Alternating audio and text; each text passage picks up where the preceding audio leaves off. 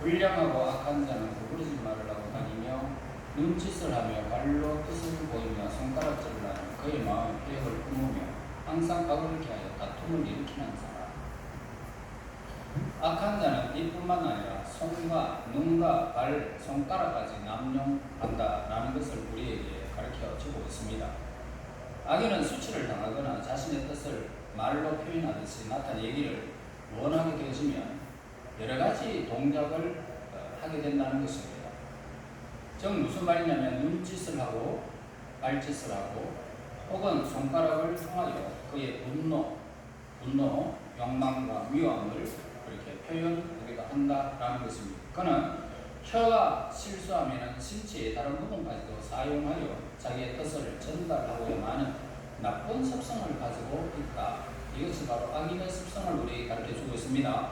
말로서 감히 할 수 없는 것은 몸짓으로 전달하게 된다 이 말씀입니다.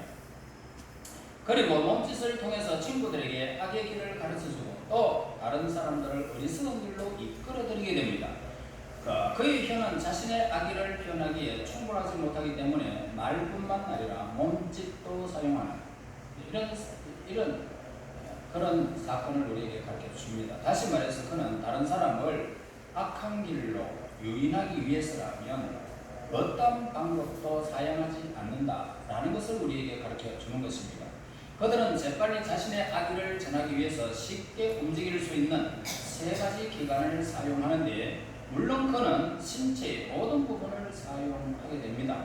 그러나 특별히 눈, 발, 손 이 가장 많이 사용한다라는 겁니다. 그래서 악인은 완전히 속임수라는 껍질로 구성되어 있다 이 말씀입니다. 그는 말로는 선한 것을 위조하면서 몸짓으로는 악을 실행하는 것을 보게 됩니다.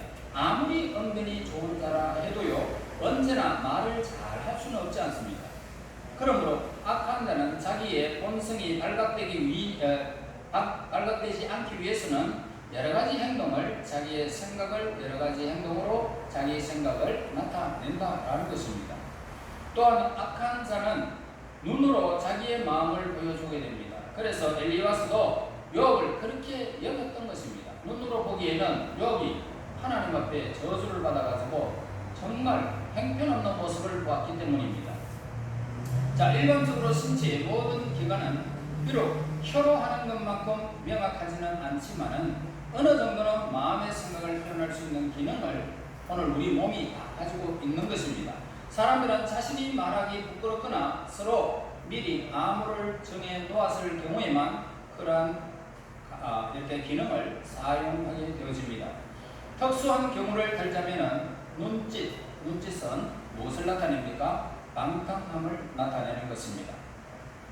그리고 사람들은 다른 사람들이 말이나 행동을 눈 감아주겠다라는 것으로 아첨의 표시로 윙크도 할 수 있습니다. 혹은 다른 사람의 말이나 행동을 가증스럽다라는 것을 친구에게 알리기 위해서 은밀하게 알리기 위해서는 조롱조로 눈짓을 하기도 하는 것입니다. 자, 악한 자는 발짓도 말을 하기도 합니다. 발짓으로 발을 쾅쾅 굴리게 되면 어떻습니까? 내가 성났다라는 것을 분노로 나타내게 됩니다. 누군가를 죽이기 위해서 급히 발걸음을 옮길 때가 있습니다. 그때에는 그 발걸음은 살인자의 발걸음인 것을 나타내 주기도 합니다. 그래서 발짓은 또한 방탕을 나타내기도 합니다. 그래서 발 뒤꿈치를 살짝 들고 춤추는 듯이 그렇게 걷는 사람들이 있습니다. 발꿈치를 살짝 들고 살랑살랑 걸으면서 이렇게 걷는 사람들이 있는데 대부분 바람기가 있습니다. 자, 그리고 악인의 그 손가락은 어리석은 가르침을 우리에게 가르쳐 주는데 그들은 남을 위협할 때 어떻습니까? 손가락을 사용하게 되죠. 그래서 우리도 손가락질을 함으로써 남을 조롱할 수 있다라는 것을 우리는 알 수 있습니다. 그래서 사람을 처형할 때 손가락을 들어 올린다라고 했을 때에 사람을 어떻게 죽여라 이 말입니다. 그 사람 죽여라. 이제 처형할 때 손가락을 올리면 죽음을 표시한다는 그런 내용이기도 합니다. 16절에서 19절 보세요. 여호와께서 미워하시는 것과 그의 마음에 싫어하는 것이 7가지이니 곧 교만한 눈과 거짓된 대와 무지한 자의 피를 흘리는 것과 악한 괴교를 깨하는 마음, 빨리 악으로 달려가는 말과 거짓을 말하는 망령된 증인과 및 형제 사이를 이간하는 자니라. 하나님께서 특별히 미워하시는 것 7가지다라고 그렇게 말하고 있습니다. 먼저 교만한 태도입니다. 교만은 무엇입니까? 성경 속에서 거룩한 하나님을 대적하는 행위로 종종 나타내 보이기도 합니다. 오만은 어떻습니까? 오만은 하나님께서 싫어하시는 가장 흉악한 행위입니다. 왜냐하면 오만은 하나님에 대한 무지에서 나오고 불친절에서 나오고 경건치 못한 것에 암시하기 때문입니다. 그 다음에 거짓된 여입니다. 거짓말은 언제나 악하다는 것을 암시해주고 있죠. 순결한 마음이 거짓말을 할 동기를 제공할 리가 없습니다. 허영과 탐욕과 야망과 이렇게 거짓말의 그 모체이기 때문입니다. 그래서 거짓말은 어떻습니까? 언제나 사회적으로 나쁜 영향을 끼치게 되어집니다. 그것은 기대를 좌절시켜버리고 확신을 뒤흔들어 놓고 사회 질서를 기반을 약하게 만드는 것, 이것이 바로 거짓말에 속한 것입니다. 그리고 무지한 자의 피를 흘리는 손입니다. 즉 무슨 말이냐면은 잔인하다라고 그렇게 말합니다. 잔인성. 그래서 잔인성은 하나님께서 지어진 피조물들에 대해서 예정이 전혀 없다라는 것입니다.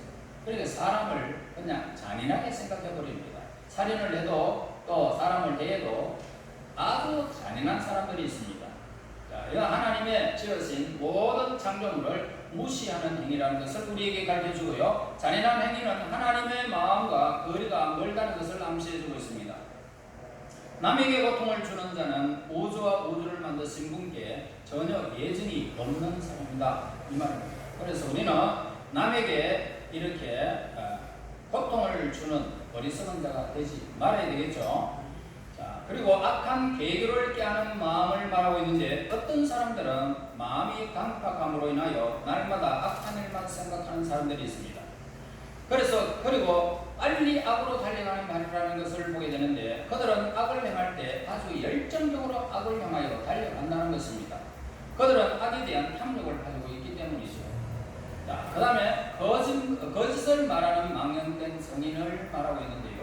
그러니까 남을 중상모략하는 것을 말하고 있습니다. 그런 자는 사회의 저주를 가장 먼저 받아야 할 사람입니다. 그는 동료의 가장 귀한 보물인 명예와 신용을 훔치는 아주 비열한 인간이기 때문입니다. 형제 사이를 이간하는 자라고 말하는데, 나쁜 소문이나 꾸며낸 이야기로 우정을 흥하게 만들어버리고 피조물들이 서로 사랑하고 화합하여 살기를 원하는 하나님을 미워하고 싫어하는 행위를 말하고 있습니다. 이런 세대에서 누군가 충고를 주고 지도해주고 도와줄 사람이 있었으면 하고, 바라지 않는 사람이 이 세상에 어디에 있겠습니까? 그러나 우리에게는 어떤 어려움과 고통 중에서도 우리를 인도해주고 도와주겠다고 약속하신 분이 오늘 우리에게 분명히 계십니다. 그래서 곧 은혜로우신 사랑이신 성부 하나님과 또 우리를 죄에서 구속해 주신 성자 예수님과 우리를 거룩하게 하시는 성령 하나님이 계십니다. 그래서 우리 모두는 그러한 친구와 도와줄 보호자가 필요합니다. 왜냐하면 우리가 어디를 가든지 사탄의 유혹이 우리를 기다리고 있기 때문에, 여러분, 세상으로 나아가는 길에 성부 하나님, 성자 예수님, 성령 하나님이 우리의 보호자가 되시고 우리의 친구가 되시고 우리의 길을 밝혀주시는 인도자가 되어진다면 이 세상에 악한 영에 유혹되지 않게 될 것입니다. 환경과 성격에 따라서 유혹의 모양은 각기 다르지만 사탄의 시험에는 변함이 없기 때문입니다. 그래서 사탄은 각자의 약점을 따라서 다른 모습으로 나타난다라고 그렇게 합니다. 예를 들어서 어떤 사람에게는 감추인 보물을 보여주는 건강을 발견한 자로, 다른 사람에게는 잘생기고 매력적인 남성의 모습을 나타내서 쾌락을 제시하는 이런 일들도 있고, 또 어떤 사람에게는 죄의 길로 유혹하는 아리따운 여자의 모습으로 나타난다는 것입니다. 그러나 이 모든 것이 동일한 사실은 바로 이 사탄이 우리를 유혹하는 그런 일들입니다. 즉 세상과 육체와 마귀가 보호받지 않는 영혼을 사로잡기 위해서 잘 차려입은 유혹에 오실 분이라는 것입니다. 그래서 저와 여러분이 이 땅에서 깨어있지 아니하며 이런 유혹에 우리가 또한 마귀의 손아귀에서 놀아나게 된다는 것을 알고 우리는 사탄의 유혹을 이길 수 있는 하나님의 성부 하나님, 성자 예수님, 성령 하나님이 우리의 보호자여 우리의 도움이 되시는 분이심을 믿고 그리고 그분을 의지하고 살아갈 때 이 사탄의 대결을 이길 수가 있습니다.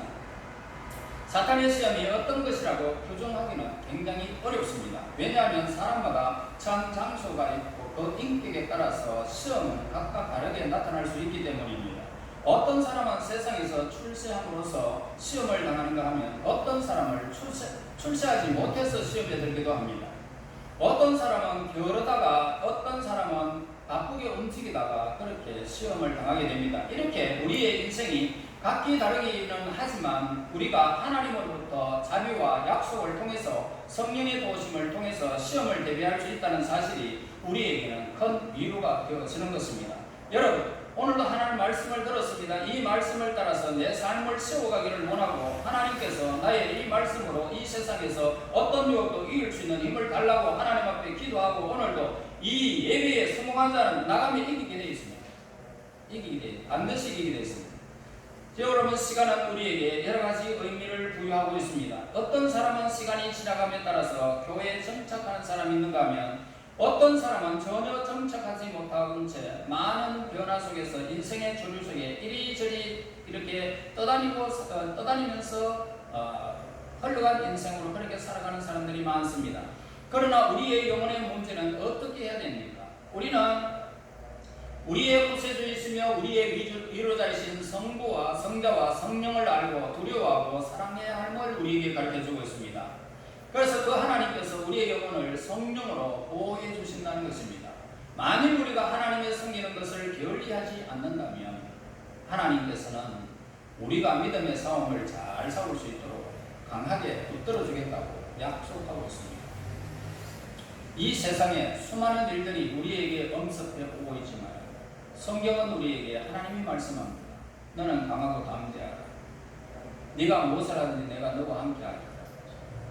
네 손이 행하는 것마다 내가 복을 줄 것이고 네 발이 닿는 것마다 네 지경이 넓어질 것이니 네가 사는 날 동안 나를 의지하고 내 말에 순종하고 따라오기만 하면 너를 능히 당할 자가 없으리라 라고 우리에게 가르쳐주고 있습니다. 그러므로 이 약속을 우리는 믿습니다. 그러므로 우리는 여호수아처럼 하나님의 보호하심으로 살아가야 함을 우리에게 가르쳐주고 있습니다. 22절 보세요. 그것이 네가 다닐 때에 너를 인도하여 네가 잘 때에 너를 보호하며 네가 깰 때에 너와 더불어 말하리니 우리 아버지의 명령과 어머니의 법은 하나님의 명령인데 하나님의 법인 가정이야말로 이 세상에는 가장 행복한 집단이다 라고 할 수가 있습니다.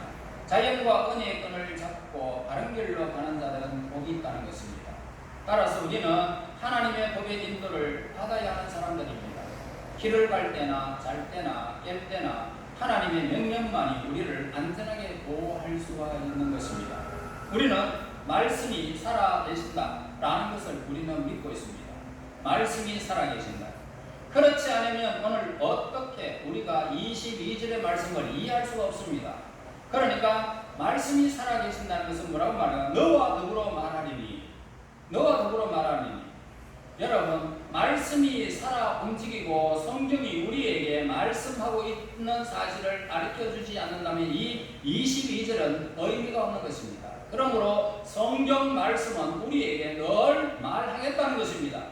그러므로 하나님의 법은 살아있습니다. 왜냐하면 하나님의 법은 순수한 진리이기 때문입니다. 거짓은 어떻습니까? 사망입니다. 진리는 생명입니다. 시간은 모든 거짓말을 다 드러내고야 하는 것입니다. 그러나 진리는 결코 변하지 않는 생명입니다. 또한 하나님의 법은 불변합니다. 스스로 존재하는 하나님의 말씀입니다. 그 말씀은 확실합니다. 견고합니다. 능력이 충만합니다. 결코 시대에 뒤떨어지는 일이 없도록 어제나 오늘이나 1000년 전이나 2000년 전이나 지금이나 동일하게 하나님은 하나님의 백성들에게 말씀하고 있는 것입니다. 변함이 없습니다. 그래서 하나님의 법은 예수님의 살아있는 마음을 간직하고 있다는 것입니다. 즉 성경 속에서 우리는 살아계신 예수님을 늘 그곳에서 만날 수가 있습니다. 성경의 책장을 넘길 때마다 우리는 예수님의 얼굴을 배울 수 있습니다. 성경은 하나님의 말씀과 특별한 관계를 맺고 있습니다. 성경은 목사들이 인용하는 성경 본문에 의해서 인간 마음속에 역사할 수 있다는 사실을 우리는 늘 기억해야 하는 것입니다. 그럼에도 불구하고 우리는 생명으로 충만한 성경책을 그동안 얼마나 소홀히 하고 있었는지 돌이켜 반성해야 할 것입니다. 우리는 말씀이 인격체라는 것을 꼭 믿어야 하는 것입니다. 너와 더불어 말하겠다는 것입니다. 하나님의 말씀은 인간에 대하여 현대인에게 분명히 말하겠다는 것입니다.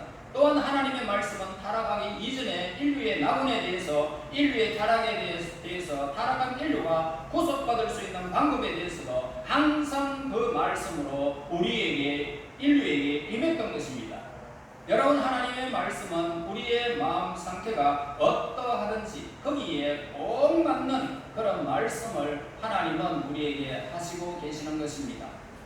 여러분, 하나님의 말씀은 언제나 신실합니다. 하나님의 말씀은 우리에게 유익한 말씀이라면 결코 아끼지 않는다는 것을 우리에게 가르쳐주고 있습니다. 여러분, 혹시 하나님 말씀 들을 때마다 마음에 찔릴 때가 있을 거예요. 그건 뭡니까? 하나님의 말씀이 살아있기 때문입니다. 말씀이 안 찔린다는 것은, 말씀이 모든해졌다는 것은 너무나도 하나님 앞에 버림받은 인생이에요. 그래서 하나님 말씀이 딱 찔리게 되면은 오늘 우리를 살리려고 하는 하나님의 음성인 것을 우리는 늘 기억해야 하는 것입니다. 그래서 성경은 항상 말씀으로 하고 있습니다. 여러분들에게 무엇이 필요한지를 알고 계시는 그분은 하나님께서 이 말씀으로 늘 내가 너와 더불어 말하리니 라고 말씀하고 계시는 것입니다. 그리고 우리 마음을 날마다 이 말씀이 두드립니다. 하나님 말씀은 우리와 관계되는 것이라면 무엇이든지 그분은 우리의 마음을 다 알고 계십니다. 그래서 우리의 질문에 늘 말씀으로 응답하시는 것입니다. 우리 하나님의 말씀이 우리에게 응답해 주신다는 것을 우리는 늘 깨달아야 되는 것입니다. 나와 더불어 말하리니, 너와 더불어 말하겠다. 누군가와 이야기를 한다는 것은 일방적일 수가 없다는 겁니다. 누구하고 말을 하는데 일방적으로 말을 하는 것이 아니죠.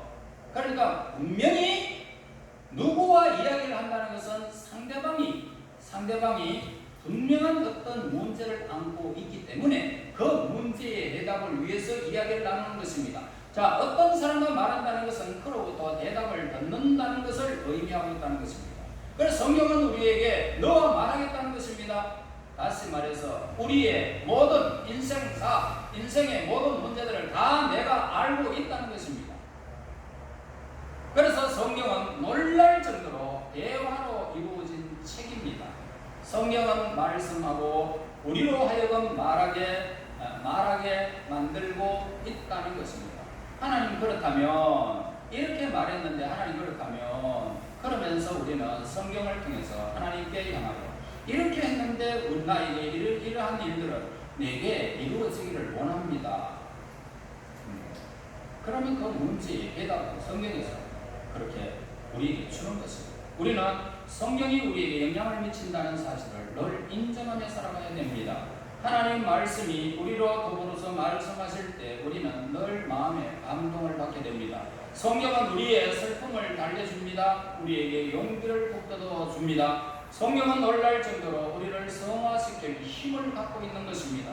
우리에게 경고하고 우리가 죄를 범하지 않도록 우리의 발걸음을 제진시키게 또 하는 것입니다. 또한 성경은 우리의 마음이 예수님의 형상이 이루어질 때까지 우리를 성화시키는 과정을 성경을 통해서 계속적으로 하게 될 것입니다. 우리에게 확신을 주십니다. 그리고 우리의 마음을 편안하게 만들어 주실 것이고 무엇을 하든지 두려움 없이 살아갈 수 있도록 성경은 우리에게 늘 말씀 주십니다. 그러므로 성경을 믿고 성경이 말씀하시는 대로 우리가 그 성경에 약속된 그 언약을 우리가 하나님 앞에 또 토로하고 또 제안하면서 그 설계 답을 얻고 이렇게 교제하는 가운데 이루어지게 되어진다면 성경 안에서 형통한 삶을 이루게 될 것입니다. 그러므로 성경 안에서 말씀하시는 하나님과 늘 대화하면서 삶을 살아서 형통한 하나님의 은혜가 우리에게 넘치기를 예수님 이름으로 축원합니다. 하나님 은혜 감사합니다. 성경이 말하고 우리는 듣겠습니다. 또한 하나님 거기에 일방적일 수가 없다는 사실을 깨닫게 되어집니다. 하나님 우리에게 늘 말씀하시고 새롭게 되어지는 이 놀라운 사건을 예수 그리스도의 그 장승한 고량이까지 성화의 가정을 저희들에게 허락하심을 감사합니다. 이 계기로 이제 하나님 말씀을 떠나는 어리석은 자가 되지 않게 하여 주시고 날마다 믿고 의지하여 그 말씀에 따라서 행하여 하나님께서 허락하신 그 풍성한 은혜를 누릴 수 있도록 도와주시옵소서. 예수님 이름으로 기도하옵나이다. 아멘.